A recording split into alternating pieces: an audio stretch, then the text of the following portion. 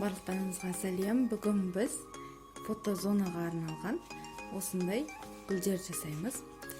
Әртүрлі размерде жасаймын. Міне осындай бордовый қызыл түсте осындай гүл жасадым. Бұл креплениясы стенаға арналған, яғни осылайынан жабыстырамын. Міне мындай ақ түрі де бар. Бүгін біз осындай етіп жасаймыз, бірақ ортасындағы мындай теченкасын басқаша етіп жасаймыз. Так, бізге ол үшін изолон керек. Мен изолоннан жасаймын. Міне мен қазір мына жерде барлық гүлге керекті жапырақшаларды кесіп қойдым. Бізге бір гүлге 8 штук керек. Бізге 8 жетеді. 8 штук керек, және де осындай үлкен шеңбер және кішігірім шеңбер керек. Мына шеңбердің диаметрі 9-10 см, ал кіші шеңбердің диаметрі 6-7 см болады диаметрі. Бұл теченкасы болады. Және де осындай жапырақшалар кесіп аламыз. Бұл жапырақшаларды кәдімгі изолоннан кесіп алдым. Изолон қалыңдығы 2 мм изолоннан осындай капелька тәрізді, тамшы тәріздес осындай жапырақшалар кесіп аламыз. Бұның ұзындығы 15 см, ені де 15-15 см көлемі. Бірінші, бұл жапырақшаны кесу үшін 15-15 тік төртбұрыш кесіп аласыз. Сол төртбұрыштан осындай тамшы тәріздес етіп кесіп аламыз. Астыңғы жағын 2-3 см-ге осылай кесіп тастаймыз. Бізге 8 штук керек. Бізде 2 қатардан тұрады. Астыңғы қатарында 5 штук жапырақша кетеді. Ішіндегі қатарға 4 жапырақша кетеді. Енді барлық жапырақтарды кесіп алғаннан кейін бізге осындай строительный фен керек болады. Строительный фенмен осы жапырақшаларға форма береміз, яғни осындай формаға келтіреміз. Строительный фенді қосамын.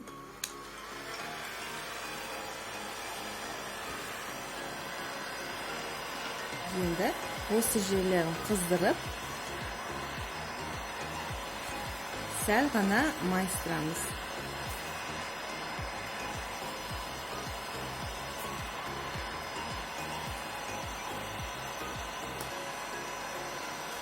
Енді астыңғы жағын жабыстырамыз.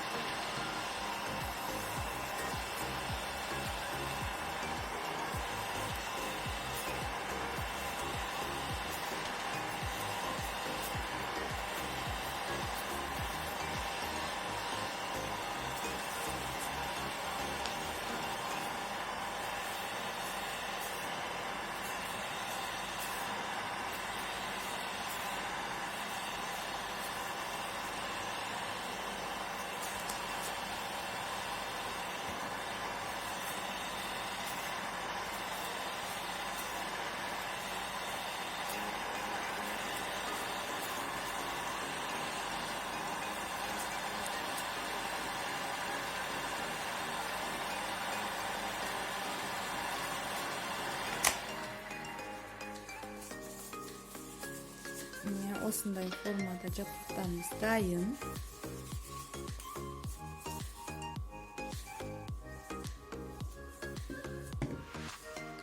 Енді біз осы кружокқа гүлдерімізді жабыстырамыз. Ең алдымен біріншісін біз сәл шеңбердің шеткі жағына 5 жапырақшаны айналдыра жабыстырып шығамыз.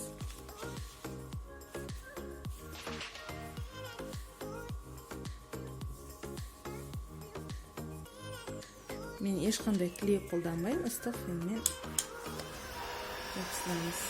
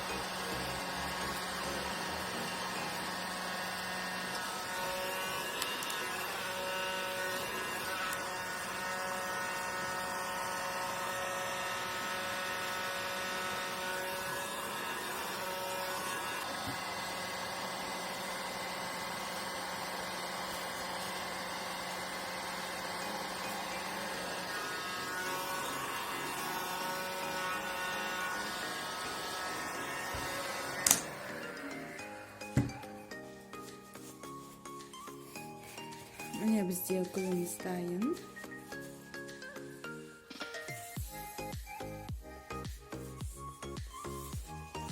Енді біз ортасындағы тычинкасын жасаймыз.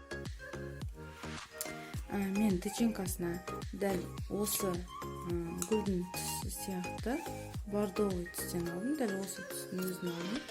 Қызыл түс жараспай қалды. Сол сияқты қайтадан осы түсті алдым. Енді жан-жағының барлығын біз осындай шашақ тәрізді етіп кесіп шығамыз.